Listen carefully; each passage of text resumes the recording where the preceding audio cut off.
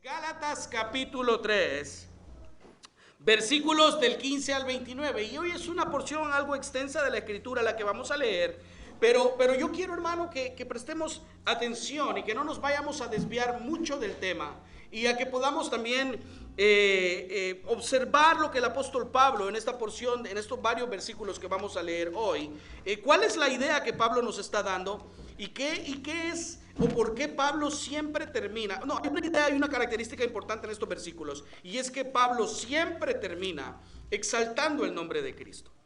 La semana anterior nosotros hablábamos de que Dios en un principio o en el principio, por medio de la promesa dada a Abraham, por medio de la circuncisión, Dios creó un camino para que los judíos tuviesen la seguridad de que le pertenecían a Dios, que eran parte del pueblo de Dios, y que los judíos también tuvieran la seguridad de que esta promesa, o por medio de esta promesa, ellos obtendrían el favor, la bendición y la salvación de Dios, por decirlo de esa manera. Veíamos también cómo por medio de este pasaje de Gálatas, Dios más tarde proveyó un camino diferente, el cual mostraría o nos mostraría de verdad a todos nosotros quienes finalmente somos hijos de Dios. Y que la señal, decíamos, de esta marca, o que la señal de que le pertenecemos a Dios, no es una marca externa como lo es la circuncisión, sino que es una marca interna en el corazón, efectuada por la palabra viva y eficaz de Dios, el evangelio de nuestra salvación, el logo de Dios, y también sellada por medio del Espíritu Santo en nuestros corazones, que eso es lo que dice Efesios capítulo 1, versículo 13. Este camino del que hablábamos la semana anterior inició en una aldea de Belén, por medio de un bebé que nació en Belén. Ojalá y sea Christmas pronto. A algunos les gusta el verano, a algunos Christmas.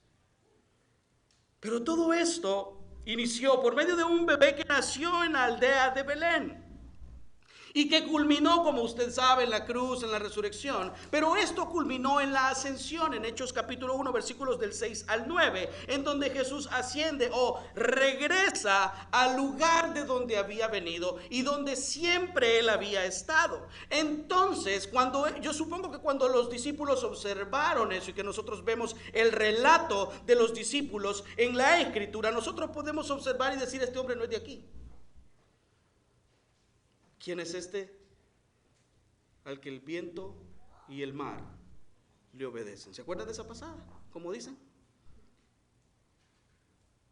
Este hombre, Jesús, al regresar al cielo, nos demostró que era superior a todo lo creado, a la ley y a todos los profetas del Antiguo y del Nuevo Testamento. ¿Sabe por qué? Porque solamente Jesús, ese bebé que nació en una aldea de Belén y al que muchos observaron ascender al cielo, solamente él podía hacer lo que los profetas no podían hacer en aquel tiempo ni hoy. Y usted se preguntará: ¿qué? Dar vida. Y no una vida temporal, sino una vida que permaneciera para siempre. Y solo alguien superior a todas las cosas que nuestros ojos pueden ver y a todo lo que nosotros podemos escuchar, solo alguien superior a eso podía hacer que todo se cumpliera. Y es por eso que a esta enseñanza le hemos titulado: Jesús superior a la ley. Jesús superior a la ley. ¿Está conmigo en Gálatas capítulo 3, hermano? Mire lo que dice del versículo 15. Vamos a leer del versículo 15 al 29. Hermanos, hablo en términos humanos. Un pacto, aunque sea de hombre, una vez ratificado, nadie lo invalida ni le añade. Ahora bien, a Abraham fueron hechas las promesas y a su simiente. No dice y a las simientes en plural, como si hablase de muchos, sino como de uno. Y a tu simiente, la cual es ¿quién? Cristo. Esto pues digo, el pacto previamente ratificado por Dios para con Cristo, la ley que vino 430 años después, ¿no lo abroga para invalidar la promesa? Porque si la herencia es por la ley, ya no es por la promesa. pero Dios la concedió a Abraham mediante la promesa. El propósito de la ley, dice la siguiente parte. Entonces, dice Pablo, continúa Pablo diciendo, ¿para qué sirve la ley? Fue añadida a causa de las transgresiones, dice Pablo, hasta que viniese la simiente a quien fue hecha la promesa y fue ordenada por medio de, ¿qué dice? De ángeles en manos de un mediador. Y el mediador no lo es de uno solo, pero Dios es, ¿qué dice? Uno. Luego, ¿la ley es contraria a las promesas de Dios? En ninguna manera, dice Pablo. Porque si la ley dada pudiese, ¿qué? Dar vida, vivificar la justicia, Cristo, ¿verdad? La justicia, más bien dicho, que solo encontramos en Cristo, pero Pablo dice que si la ley pudiera dar vida a la justicia que solo nos da Cristo, entonces fuera verdaderamente por la ley y ya no necesitáramos a Cristo, por decir algo. Versículo 22, mas la escritura lo encerró todo bajo, ¿qué dice? Pecado, para que la promesa que es por la fe, ¿en quién dice? En Jesucristo, fuese dada a todos nosotros. Pero antes que viniese la fe, Cristo, estábamos confinados bajo, ¿qué dice? Bajo la ley. Encerrados para aquella fe que iba a ser revelada, de manera que la ley ha sido nuestro ayo para llevarnos a Cristo, a fin de que fuésemos justificados por la fe. Pero venida la fe, ya no estamos bajo ayo. Pues todos sois hijos de Dios por la fe en Cristo Jesús. Porque todos los que habéis sido bautizados en Cristo, de Cristo es que estamos, dice, revestidos. Ya no hay judío ni griego, no hay esclavo ni libre, no hay varón ni mujer, porque todos vosotros sois uno en Cristo Jesús. Y si vosotros sois de Cristo, ciertamente linaje de Abraham sois y herederos según la promesa. Señor, venimos delante de tu palabra, delante de ti, perdón, y delante también de tu palabra, delante de tu presencia, Señor. Sabemos que siempre estamos delante de tu presencia, pero estamos en este lugar, Señor, que es nuestra casa espiritual, en la cual nos congregamos para adorarte domingo. Señor, creo que tu palabra, a pesar de que parece un pasaje complicado de entender, ha sido bien claro. Y ha sido bien clara esta mañana con nosotros. Señor, te suplico que puedas confrontarme primero, como lo has hecho por medio de este pasaje, así como confrontes también a mis hermanos. Señor, te suplico que podamos enfocarnos en esta mañana, que si hay alguna distracción, podamos pensar en tu palabra.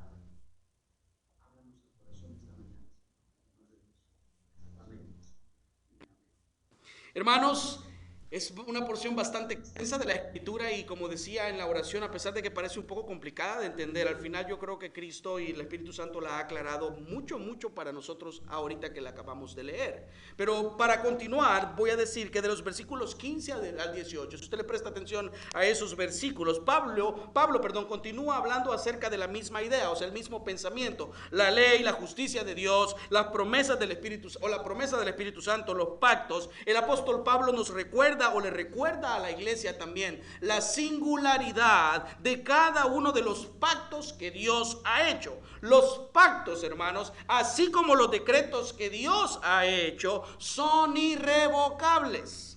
Lo que quiere decir que todo lo que Dios ya determinó que pase en nuestras vidas y que lo que Dios ya decretó que va a suceder en el mundo, ya nada ni nadie lo puede cambiar. Son definitivos y son inapelables. No pueden ser cambiados ni juzgados por nadie. El día que alguien le diga a usted que tiene una revelación diferente para su vida, dígale que todo lo que Dios tiene que decirle está en su palabra. Los pactos, hermanos, de Dios no son como los pactos hechos entre hombres.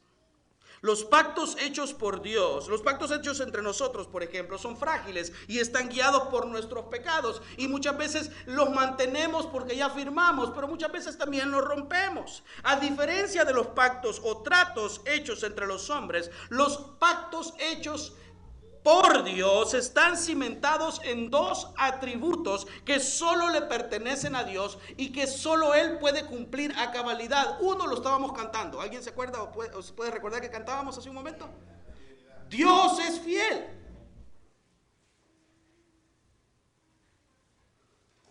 Y el otro atributo de Dios en el cual está cimentado que Dios cumplirá sus pactos y sus promesas es en su inmutabilidad. Dios no cambia y Dios permanece fiel porque Él es fiel, no porque nosotros merezcamos que Él sea fiel con nosotros, porque si hay alguien infiel aquí soy yo con el Señor. Entonces Él nos mantiene sus pactos no por nosotros, sino porque Él en esencia, Él no cambia y Él es fiel. Lo que quiere decir que todo lo que Dios ya dijo que hará en la Escritura no va a cambiar antes, hoy ni después.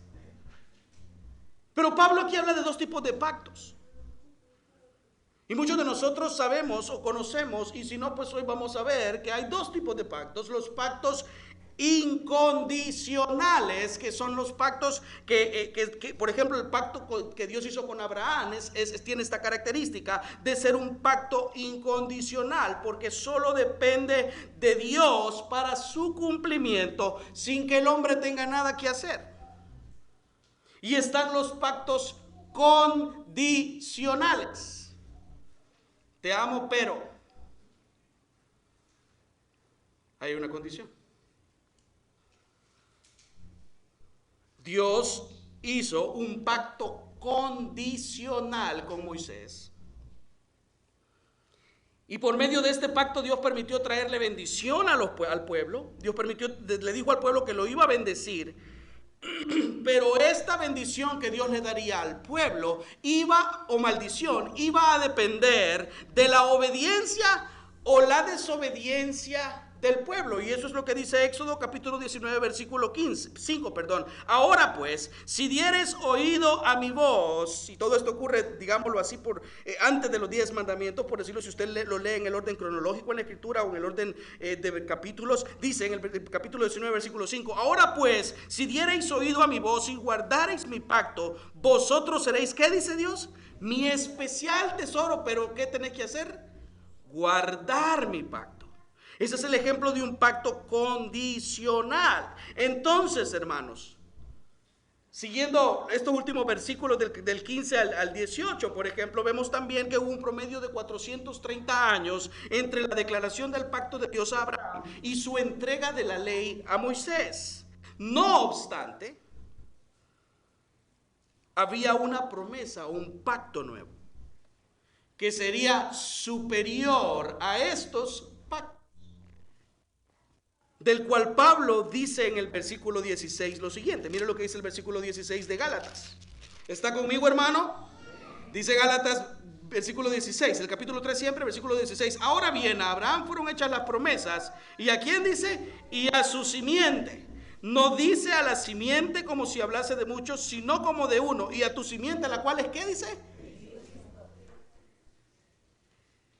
El argumento de Pablo aquí, queridos hermanos, es que tanto la circuncisión, que era la señal del pacto, como la ley mosaica tuvieron un propósito específico para un pueblo específico. Si bien es cierto, los creyentes, como el resto de la humanidad, estamos sometidas al cumplimiento de la ley moral de Dios, esta ley ha sido incapacitada para salvarnos a nosotros del pecado.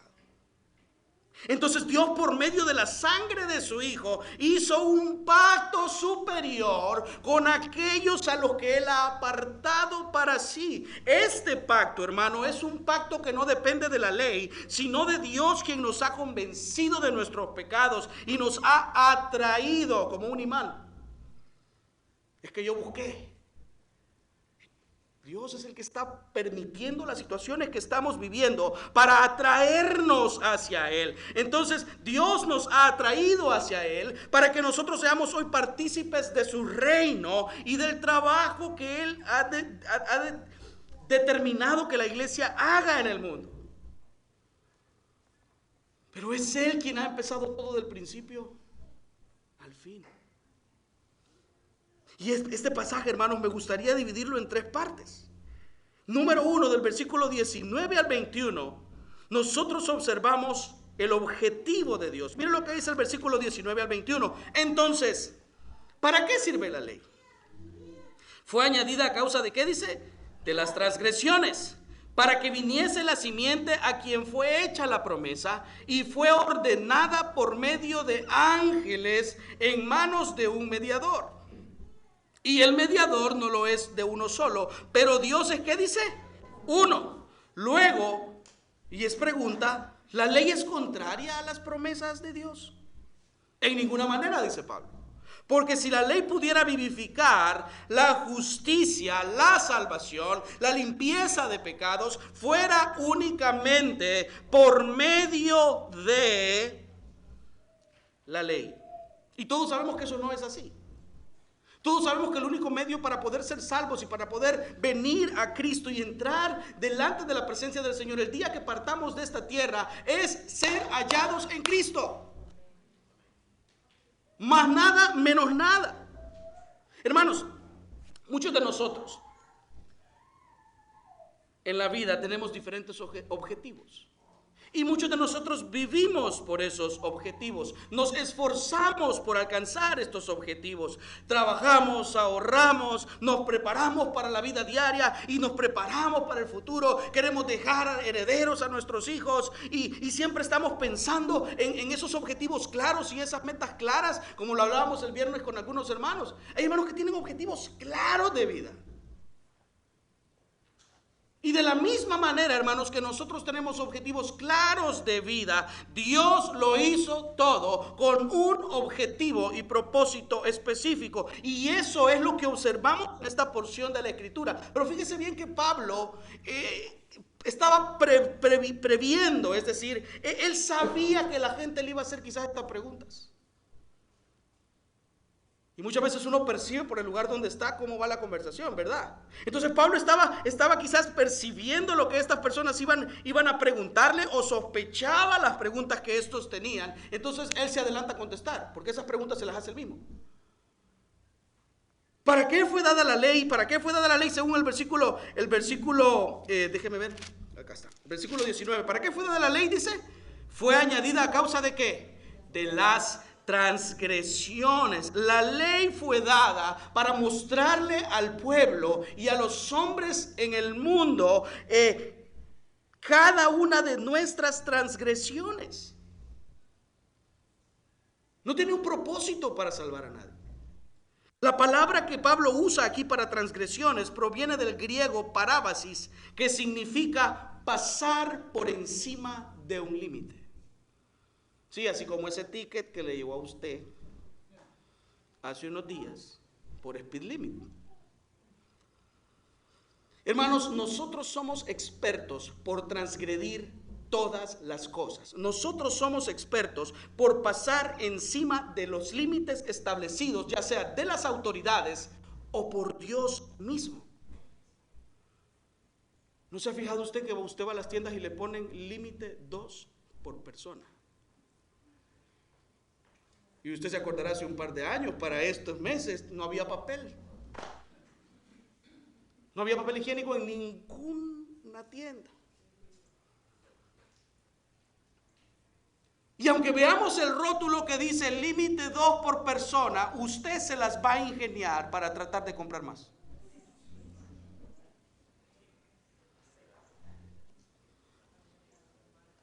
Usted se la va a ingeniar. Aquí, salvadoreños somos. No ande robando, hermano. No ande mintiendo. Robando no, pero no mienta. No engañe. ¿Y cuál es la peor mentira que usted dice? Que ya ves que a mí nadie, yo siempre salgo adelante en las cosas. Hermano, eso se llama engañar. Porque usted está viendo el rótulo que dice, o el sign que dice, no más de 2 por persona. Y usted, yo sé que tal vez lo necesita. Es que no estoy hablando de la necesidad que tal vez tenemos. Estoy hablando de seguir las instrucciones que se nos están dando. Entonces, hermanos, nosotros siempre queremos ingeniárnosla para poder mentir. Y así somos en todas las áreas de la vida. Esta semana, hermano, yo veía las noticias y en España han presentado una propuesta de ley al Consejo de Ministros, en los cuales la ley dice que quieren permitir a las señoritas de 16 años que aborten, si han quedado embarazadas, que aborten sin el consentimiento de los padres. O sea, la niña puede ir a donde el médico. Eso, si la aprueban, la niña va a poder ir donde el médico sin que la mamá y el papá sepan, aunque es menor de edad, pero ella va a poder tomar decisiones sobre su cuerpo sin que los papás sepan. Que la mantengan ellos. Es mi responsabilidad mantenerla, ¿verdad? Ok, es mi responsabilidad mantenerla. Pero yo no tengo ninguna injerencia sobre el cuerpo o sobre la integridad física de mi hija o mi hijo. Hermanos, el hombre siempre hará lo que sea necesario para conseguir lo que quiere. Si tiene que mentir, va a mentir. Si tiene que matar, va a matar. Y si tiene que robar, también lo hará. ¿Sabe por qué? Porque nunca estamos satisfechos con lo que Dios nos ha provisto. Y eso nos pasa a todos. Ay, que la comida es muy salada. Y es que me pusieron a trabajar más. Oiga, ya no hay trabajo, fíjate. ¿Y entonces en qué quedamos? Nunca estamos satisfechos, nunca es suficiente. Y eso le pasa a uno cuando lidera, cuando tiene un grupo de hermanos con los que trabaja juntos. Si yo hago esto, unos no están de acuerdo. Y si hago lo otro, tampoco otros no están de acuerdo. Trato de ser lo más honesto e íntegro que se puede. Y nunca es suficiente. Y le pasa a usted también en su lugar de trabajo.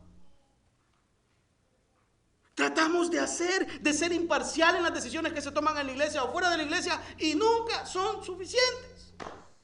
Porque nunca es suficiente para nosotros nada. Porque buscamos nuestra satisfacción y nuestros placeres y que las cosas se adapten al estándar que yo tengo y no al estándar de Dios. Por lo tanto, hermanos, y eso a muchos en el mundo les pasa aún con Cristo. Dios nos dio a su Hijo y el sacrificio de Cristo no fue suficiente para muchos en la iglesia en Galacia y para muchos en nuestros días. El Hijo de Dios fue a la cruz y tampoco su sacrificio fue suficiente porque querían agregar leyes y cumplimiento de normas externas para poder alcanzar el favor de Dios cuando todo lo que necesitaban ya estaba en Cristo. Y luego Pablo pasa a la siguiente pregunta en el siguiente versículo, el versículo 21. Y Pablo dice, luego, ¿la ley es contraria a las promesas? ¿Es que acaso, y aquí se le cambio la pregunta, ¿es que acaso Dios se contradice? ¿Es que acaso Dios está diciendo voy a enviarles a mi hijo para que lo salve, pero también la ley les puede dar vida? En ninguna manera, dice Pablo, ahí mismo lo dice en el versículo, en ninguna manera, porque si la ley pudiera vivificar, la justicia fuese únicamente por medio de Cristo. No tuviera sentido que nosotros estuviésemos congregándonos aquí, vaya afuera, cumple un montón de requisitos, muchas leyes y usted va a alcanzar la salvación. Pero nosotros estamos aquí porque Cristo nos salvó por su gracia y en agradecimiento nos reunimos, ponemos sillas, ponemos esto, ponemos lo otro, nos preparamos 1 hora, 2 horas los días sábados los hermanos de la alabanza y pasamos preparando mensajes con los hermanos que hemos predicado en la iglesia. ¿Y qué pasa? Todo lo hacemos por agradecimiento, porque me salvó no por lo que hago, sino porque aún sin merecerlo, con todos los pecados y todas las transgresiones que he hecho, Cristo me amó y se entregó a sí mismo por mí, dice la Escritura. Es por eso que el objetivo de Dios, hermanos, Pablo dice, la ley no puede dar vida. Las transgresiones que hemos cometido ante Dios nos demuestran a nosotros la grave condición y la muerte espiritual en la que cada uno, tal vez de nosotros hoy que estamos en Cristo, ya no vivimos. Pero hay muchos creyentes que todavía viven en oscuridad en lugar de vivir en luz. Y estoy de acuerdo con los inconversos. Pero si nosotros decimos caminar en luz, ¿por qué queremos todavía caminar en tinieblas o comportarnos como si viviésemos bajo la naturaleza caída de este mundo? Hermanos, ninguno de nosotros tiene la capacidad para poder crear vida por nosotros mismos. Y no estoy hablando del acto de procreación, eso es otra cosa. Pero aún en la procreación, usted no lo puede hacer solo. ¿Se fijan? Entonces, hermanos, muchos de nosotros anhelamos esta vida y queremos las cosas de este mundo, pero el concepto que la Biblia nos da de vida es totalmente diferente al concepto que el mundo nos da. El concepto de la Biblia de la vida es estar alejados del pecado.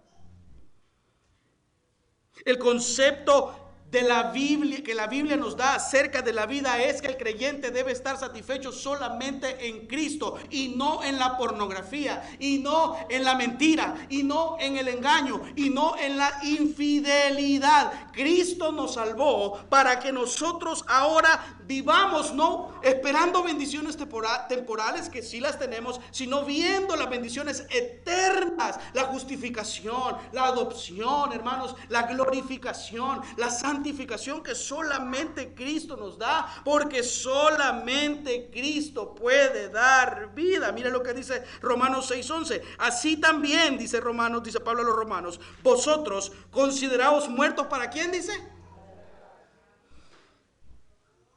El lockdown, como dicen ustedes los americanos. Así también vosotros considerados, ¿qué dice? Muertos. Casi no se oye. Muertos al pecado. Y yo creo que si usted quiere que yo le explique lo que es un muerto, ese ya es otro nivel, hermanos. Y esa es una conversación que podemos tener después. Y yo le voy a dar detalles de lo que es un muerto, si usted quiere.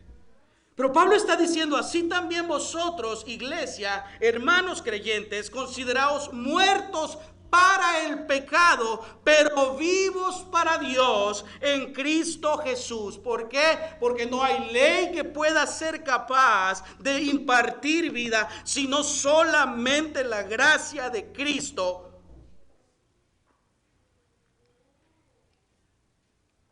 Porque Él es el Hijo prometido. Porque Él es a quien nosotros esperábamos. Porque Él es quien nos ha salvado. Porque Él es quien nos ha apartado. Y ahora somos ovejas de ese redil. Y dice la Escritura que las ovejas, ¿qué hacen las ovejas? Conocen, ¿qué más hacen las ovejas? Escuchan su voz y le siguen. Piensa en su hogar. Todos se hablan y nadie se escucha. Hijo, vení para acá, ya voy.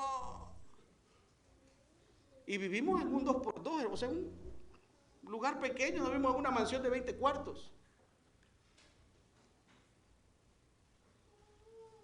Pero nos cuesta poner atención, nos cuesta prestar atención, hermanos. Por lo tanto, dice el versículo 22, mas la Escritura lo encerró todo bajo, ¿qué dice?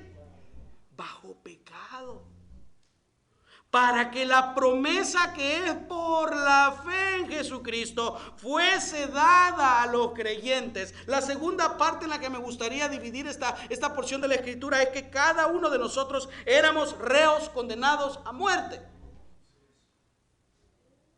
Mira lo que dice Gálatas, versículos 23 al 24. Pero antes que viniese la fe, estábamos, ¿qué dice? Confinados bajo la ley, encerrados para aquella fe que iba a ser revelada, que no había aparecido, digamos, está diciendo Pablo. De manera que la ley ha sido, ¿qué dice? Nuestro ayo, para llevarnos a Cristo a fin de que fuésemos justificados por la fe. La Nueva Traducción Viviente lo dice así: antes que se nos abriera el camino de la fe en Cristo, estábamos vigilados por la ley. Nos mantuvo en custodia protectora, por así decirlo, hasta que fuera revelado el camino de la fe. Dicho de otra manera, la ley fue nuestra tutora hasta que vino Cristo. Nos protegió hasta que se nos declarara justos ante Dios por medio de la fe. Pero Pablo dice, estábamos vigilados, estábamos confinados, dice la Reina Valera 1960. Para que usted entienda, confinar es estar encerrado. Confinar es estar recluido. Confinar es estar preso. ¿Cuánto? No voy a preguntar eso. Pablo representa a la ley como ese guardia, como ese carcelero, quien vigilaba a los pecadores condenados a muerte, que estaban solamente a la espera del juicio de Dios. Eso es lo que Pablo está diciendo. La ley es ese guarda, ese carcelero que le abre a usted la puerta y le dice, go inside, ¿verdad? Pase adelante. Y está vigilándolo constantemente. Yo creo que es bien fácil entender lo que es un carcelero y lo que es una persona que está cuidando a una persona que es un reo. El 29 de octubre, el 29 de octubre, hermanos, del año 2021, fue ejecutado en una prisión de Oklahoma John Grant, un afroamericano de 60 años, quien cumplía originalmente una pena de 130 años de prisión por diferentes delitos como asaltos a mano armada, violencia, etcétera, etcétera, etcétera. En el año de 1998, estando preso, Grant asesinó dentro de la prisión a una de las empleadas de la cafetería. La encerró en un pequeño closet y la apuñaló 16 veces con una arma hechiza. Grant, después de este delito, un año más tarde, en el año 1999, fue condenado a morir bajo la inyección letal. Hermanos, cuando una persona es juzgada justamente, o sea, merece el castigo, cometió el delito. Cuando una persona es juzgada justamente y es hallada culpable de uno o más delitos, esta persona está condenada o va a ser condenada a pagar con años de cárcel, cadena perpetua o con su propia vida. Cada delito cometido por este hombre agravaba su situación. Cometió otro delito y agravaba su situación. Tal y como este hombre. Así pasa con muchos de nosotros. Y aunque delante de Dios todos los pecados son iguales, todos los pecados son iguales y son una falta directa a su ley, nosotros hemos cometido pecado tras pecado, delito tras delito. Y así como le pasó a este hombre, no nos damos cuenta de que por uno que cometamos, o todos los que hemos cometido y estamos cometiendo, vamos a ser condenados. El pecado o delitos de los hombres, fíjese bien, nuestros pecados y el pecado y el delito de los hombres, al ser examinado por el único juez justo del universo, nos conducirán siempre a la muerte eterna. Sin embargo, Dios nos sacó de esta cárcel donde estábamos encerrados, utilizando la llave de la fe que Él mismo nos dio a nosotros para que nos arrepintiéramos y creyéramos en Él, esa fe salvadora y esa fe que es superior a las obras de la ley y nos ha declarado libres, justos, justificados, hijos de Dios delante de su Padre.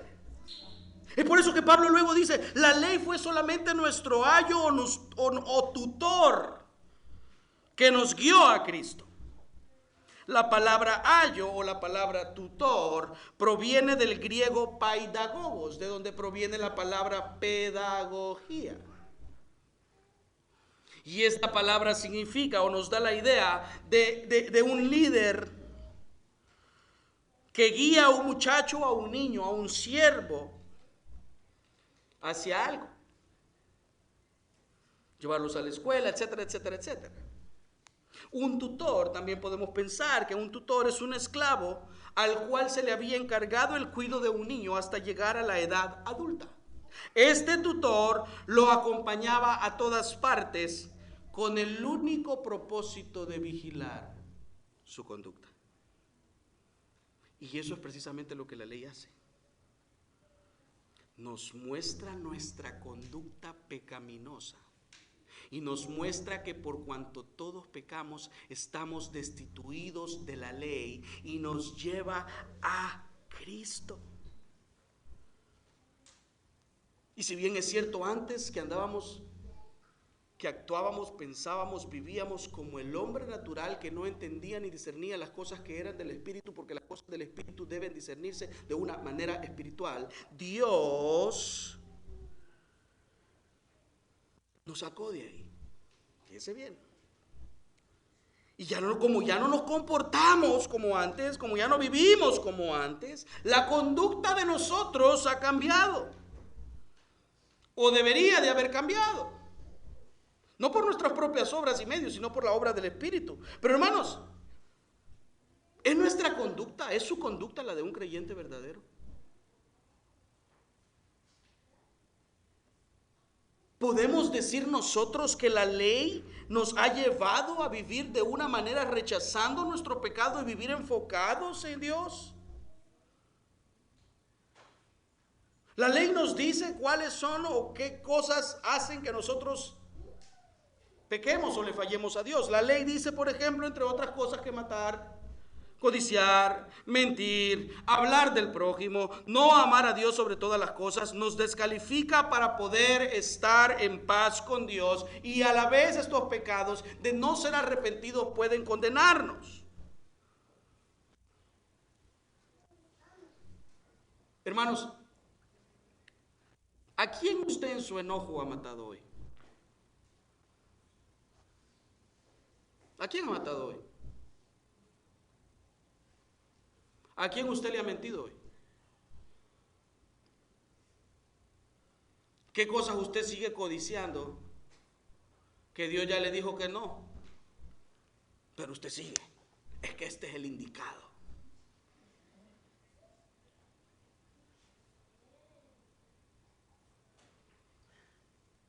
¿De quiénes usted ha hecho malos comentarios hoy? Hay hermanos en las iglesias, no en esta, espero que no. En las iglesias que hacen comentarios de su misma iglesia, que hacen comentarios de sus mismos hermanos.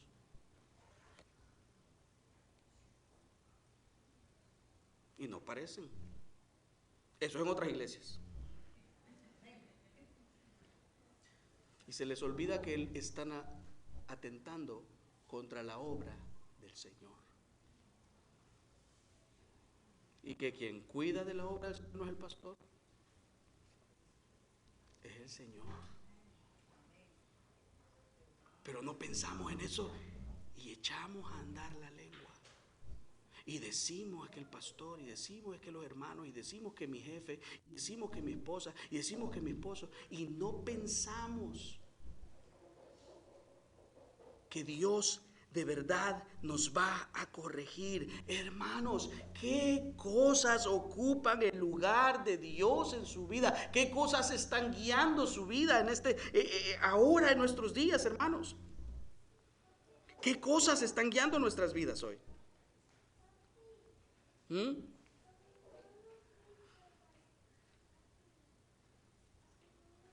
Y en el grupo familiar decíamos algo bien cierto. Mira, el grupo familiar, el estudio de Santiago, en el grupo familiar ha estado, creo yo, hemos ido por todos lados y hemos hablado de todo un poco. Y hablábamos el viernes anterior acerca de las cosas que son importantes quizás para nosotros. Y recordábamos también que todos nosotros vivimos como que vamos a ser eternos. Todos nosotros vivimos como que no nos vamos a ir hoy. ¿Cuántos aquí tenemos algo que hacer al salir de la iglesia? Todos tenemos planes, ¿verdad? ¿Quién ha pensado que se va a morir? ¿Y quién le dice que no se puede morir hoy? Hermano, ¿se oye fuerte? Pero es verdad. Y eso es lo que Santiago, y si no me quiere creer, vaya a Santiago, cuando llegue a su casa. Y dice que nosotros pensamos, planeamos, y no es malo planear ni planificar, pero sí debemos vivir como que hoy nos vamos a nuestro hogar, a nuestra casa, hermanos. Debemos vivir pensando en que si Dios nos pide nuestra alma hoy o dice hoy te vení conmigo, nosotros debemos estar listos para dejar todo aquí atrás, y lo único que puede preparar a una persona es estar segura de que está segura de que está segura de su salvación. Este es el día, hermanos, en que podemos ponernos a cuentas con Dios. Pidámosle perdón al Señor, experimentemos de verdad lo que la Biblia dice, y la Biblia dice que la verdadera vida se encuentra solamente en Cristo, porque en Él ya no hay condenación. Mire lo que dice Romanos 8:1. Ahora pues ninguna condenación hay para quienes, para los que están en Cristo. Pero mire lo que dice al final. Es que lea todo el versículo, hermano. Y si no, todos los capítulos y todos los versos. Los que no andan conforme a ¿qué? Sino conforme. Hermano, yo he tenido tenemos 12 años plantando iglesias. Y hay hermanos que todavía andaban en la carne en aquel tiempo. Durante la final del Mundial 2014, yo tenía un servidor sentado ahí atrás viendo la final del Mundial. Y se había sentado de último para que nadie lo viera.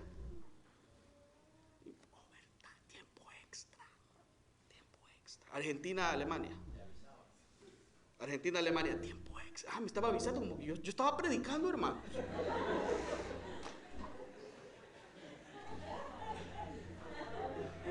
Y ahí es donde uno no sabe qué hacer, hermanos. Lo que sí me quedó claro era que él no era creyente.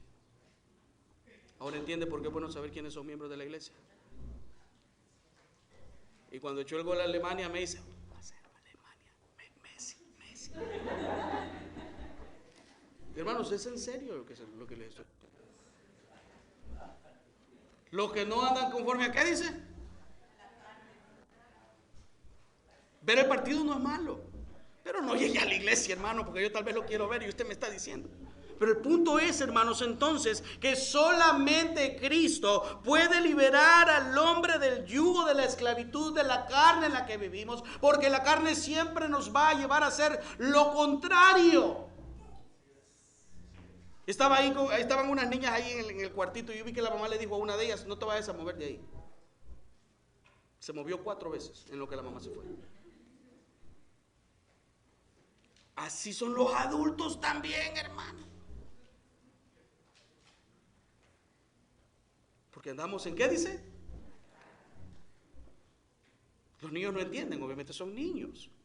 Pero hay hermanos adultos que vivimos en la carne para satisfacer los deseos de la carne. Pero hoy quiero recordarle, hermano, que es Cristo la única esperanza. En Él hay esperanza. En Él podemos comenzar de nuevo. En Él nuestras relaciones familiares, matrimoniales, personales pueden ser restauradas. Pida perdón si ha ofendido y acepte el perdón si le ofendieron. ¿Sabe por qué? Porque solamente en Cristo nuestra alma experimentará el gozo que nada en este mundo puede darle. Agradezcamos a Dios porque dentro de su plan estábamos usted y yo, hermanos. El esplendor. Usted le pone atención a la letra, hermano, de lo que usted está cantando. Vestido en majestad, la tierra llena está. Grande es Jehová, leí un versículo de nuestro hermano. Grande es Jehová y digno de ser alabado. Y usted empieza a ver la magnitud de Dios y la grandeza de Dios. Y entonces usted piensa, y el tercer punto de este pasaje de la Escritura, y dice, yo soy parte de ese reino. Él es mi rey, Él es mi Señor, Él es mi Padre. Yo soy su hijo y soy parte de ese pueblo. Mira lo que dice el versículo 25 en adelante. Pero venida la fe, ya no estamos bajo el tutor, bajo la ley, el que nos vigila y el que nos hace ver nuestro pecado. Miren lo que dice. Pues todos sois, ¿qué dice? Hijos de Dios por la fe en Jesús, en Cristo Jesús. Porque todos los que habéis sido bautizados en Cristo, de Cristo estáis revestidos. Ya no hay judío ni griego, no hay esclavo ni libre, no hay varón ni mujer, porque todos vosotros sois uno. ¿En quién dice? Y si vosotros sois de Cristo, ciertamente linaje de Abraham sois y herederos. Esa palabra nos gusta a nosotros, ¿verdad? De herederos. Y aquí está el heredero de las deudas. Esa palabra nos gusta mucho a nosotros. La Biblia Nueva Traducción Viviente dice así: y ahora que ha llegado el camino de la fe, ya no necesitamos que la ley sea nuestra tutora, pues todos ustedes son hijos de Dios por la fe. ¿En qué dice? En Cristo Jesús. Y todos los que fueron unidos a Cristo en el bautismo se han puesto a Cristo, como ¿qué dice? Como que se pusieran, o si se pusieran ropa nueva. Ya no hay judío ni gentil, esclavo ni libre, hombre ni mujer, porque todos ustedes son, ¿qué dice? No son dos, ¿verdad? No son tres, son uno en Cristo. Y ahora que pertenecen a Cristo, son verdaderos hijos de Abraham, son sus herederos, y la promesa de Dios a Abraham les pertenece a ustedes. Hermanos, venida la fe, ya no necesitamos el tutor. Ya no estamos bajo la ley. Estamos bajo la gracia.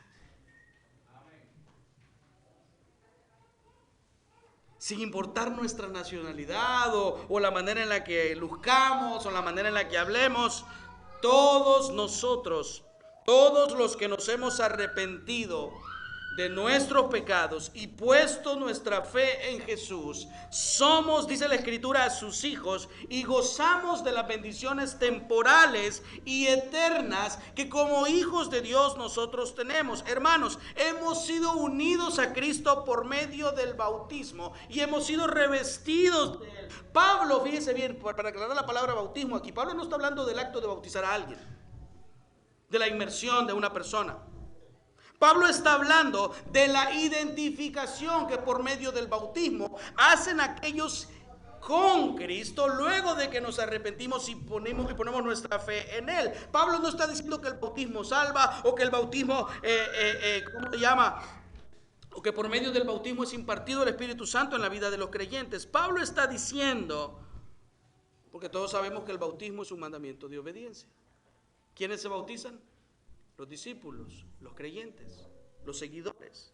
Por eso es que usted dice un mandamiento de obediencia, porque el creyente verdadero obedece y se bautiza cuando se puede y cuando se tiene tiempo y cuando hay bautismo, lo que sea. Pero el punto aquí es que Pablo está diciendo lo que dice Romanos 6, 3 al 4, y lo vamos a leer en Romanos 6, 3 al 4. Dice: ¿o no sabéis que todos los que hemos sido bautizados en Cristo Jesús hemos sido bautizados en qué dice? En su muerte, porque somos sepultados juntamente con Él para muerte por el bautismo, a fin de que como Cristo resucitó de los muertos por la gloria del Padre, así también nosotros andemos en ¿qué dice? Esto es lo que sucede con los creyentes. Han muerto a su antigua manera de vivir y han resucitado a una nueva vida, no suya, la de Cristo imputada a usted, para que usted entonces viva como ¿quién? ¿Como quién? ¿Como quién? ¿Está viviendo usted como Cristo? Y se lo digo porque ya me hice esa pregunta a mí, hermano.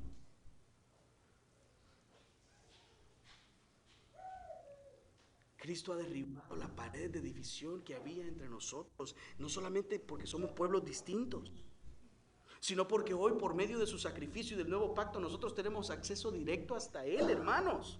Cristo derribó esa pared y ya no hay esclavos, ni judíos, ni gentiles, ni esclavos, ni libres, ni hombre, ni mujer. Ya todos estamos o vivimos en esa vida nueva, hermanos, que solamente Cristo puede darnos. Un pacto superior, y eso es lo importante aquí. Por medio de Cristo, Dios nos dio un pacto superior. Dios creó un pacto superior que tuvo la capacidad y la eficacia de limpiar al hombre de todos sus pecados pasados, presentes y futuros. Porque usted nunca va a dejar de pecar. Pero eso no quiere decir que usted va a andar buscando el pecado. Porque si usted anda buscando el pecado, hermano, mejor venga, bautícese, vamos a hablarle de la fe, le es necesario nacer de nuevo, Juan capítulo 3, y si usted anda buscando el pecado, hermano, entonces hay que cambiar, pero no de iglesia. Dios tiene que hacer un cambio en el corazón.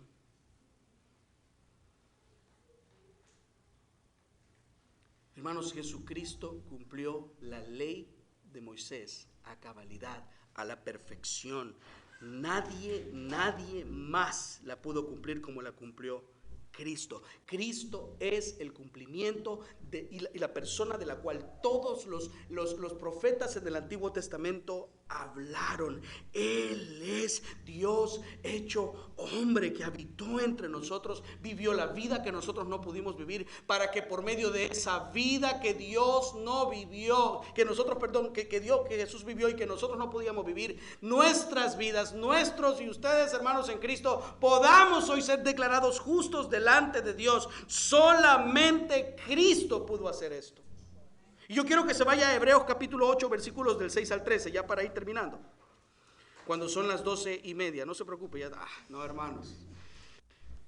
Hebreos 8 del 6 al 13. Yo quiero que todos juntos leamos esta porción, porque esta porción nos habla de un pacto diferente, de un pacto superior. El libro de Hebreos, como decía al inicio, en el libro de Hebreos usted va a ver que Jesús no es igual que los ángeles. Usted va a ver que Jesús no es igual que las cosas creadas. Usted va a ver que Jesús es superior a todo y a todos lo que existió, lo que existe y lo que existirá en este mundo. Hebreos capítulo 8, versículos del 6 al 13. ¿Está ahí, hermano?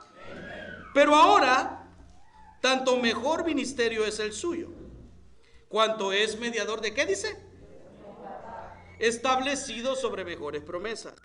Porque si aquel primero hubiera sido sin defecto, ciertamente no se hubiera procurado lugar para el segundo, porque respondiendo los dice: he aquí vienen días, dice el Señor, en que estableceré con la casa de Israel y la casa de Judá un, ¿qué dice? Un nuevo pacto.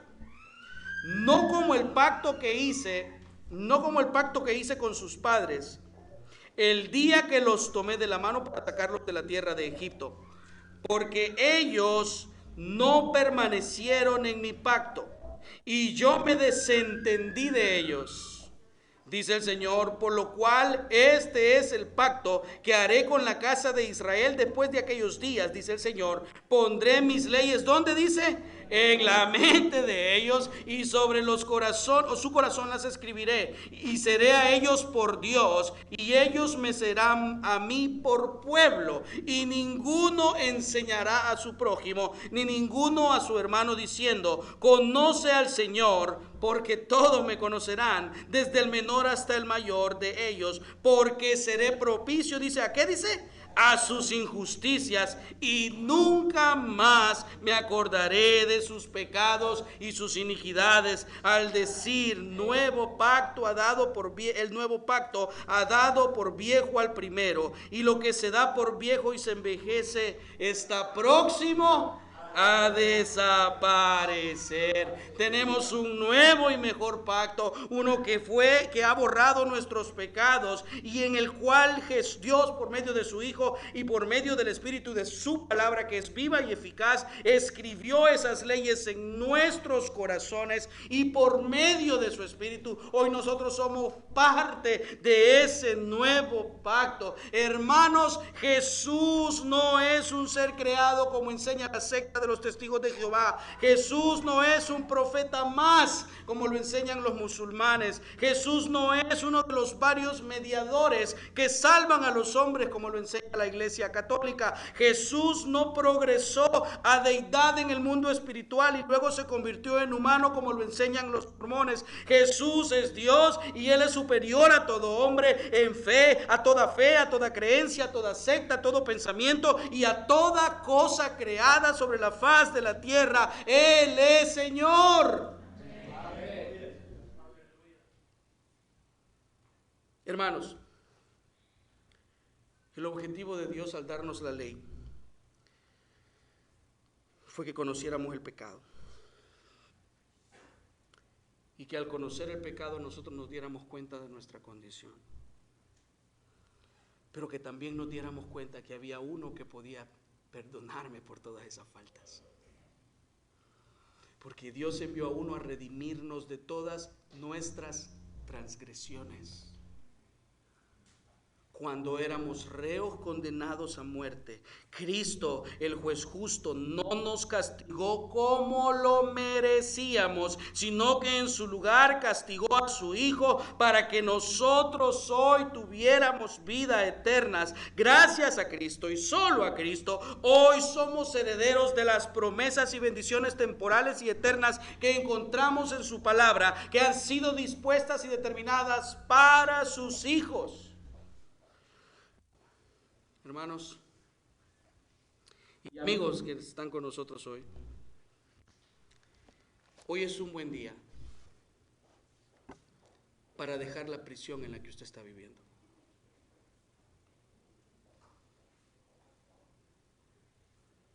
Será tu cárcel y nunca saldrás.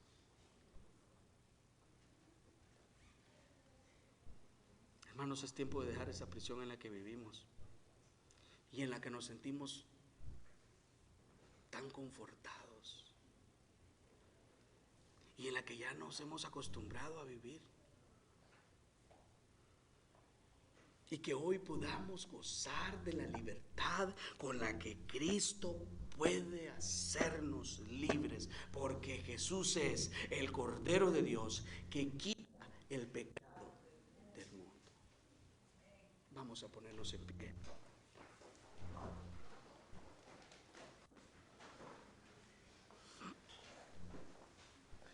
Y mientras nuestros hermanos toman sus puestos,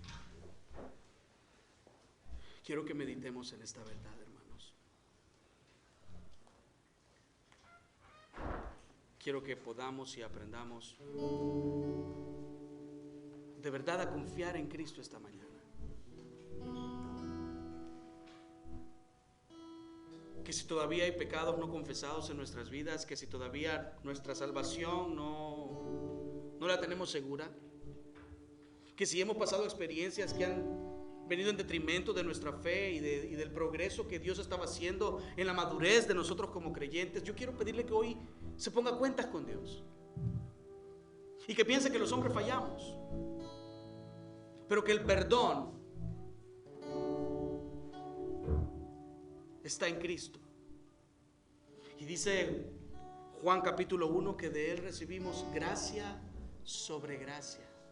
Y usted lo lee mañana y dice que usted recibe ¿qué? Gracia sobre gracia. Y lo lee pasado mañana y usted recibe ¿qué? Gracia sobre gracia. Y lo lee en 3 años y va a recibir ¿qué? Gracia sobre gracia. Su gracia es una fuente inagotable en la que nosotros podemos sumergirnos sin importar la gravedad de nuestros pecados. Mientras tanto decimos: tu fidelidad es grande,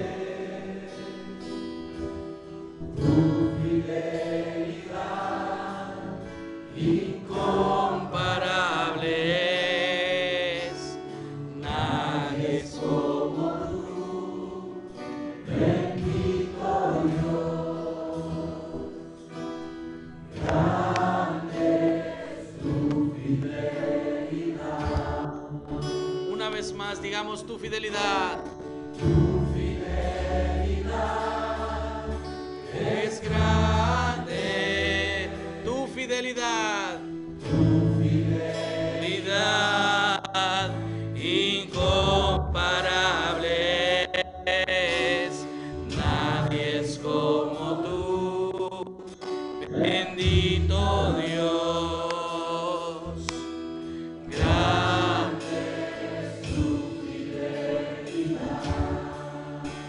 Señor, gracias, porque cuando nosotros somos infieles, tú te mantienes fiel.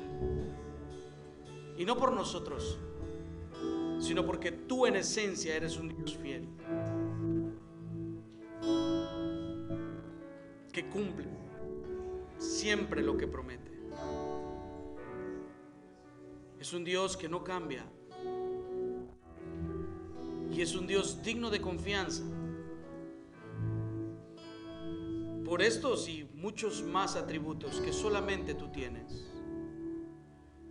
Señor, gracias te doy por esta mañana, por la bondad que nos das de poder, Señor, escuchar tu palabra, oh Señor, poder cantar y alabar tu fidelidad y alabar tu grandeza y alabar, Señor, tu bondad, tu majestad, tu gloria, tu señorío, tu potestad, tu gobierno, oh Señor, porque aquí Cristo es exaltado en esta iglesia. Nadie más que Cristo es exaltado, ni siquiera el pastor ni ningún hermano, es Cristo el exaltado.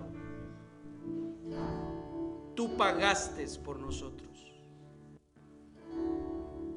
Enséñanos a vivir agradecidos por ese sacrificio. Si algún hermano está lleno de pecado esta mañana, hermano, pídale perdón al Señor. Y en el momento en que usted le pida perdón al Señor, le garantizo que la culpa se va a ir de su corazón, porque Él es el Cordero de Dios que quita el pecado del mundo. En el nombre de Jesús oramos. Amén. Hermano, que Dios les bendiga a todos. Aproveche para tomar un cafecito y hablar.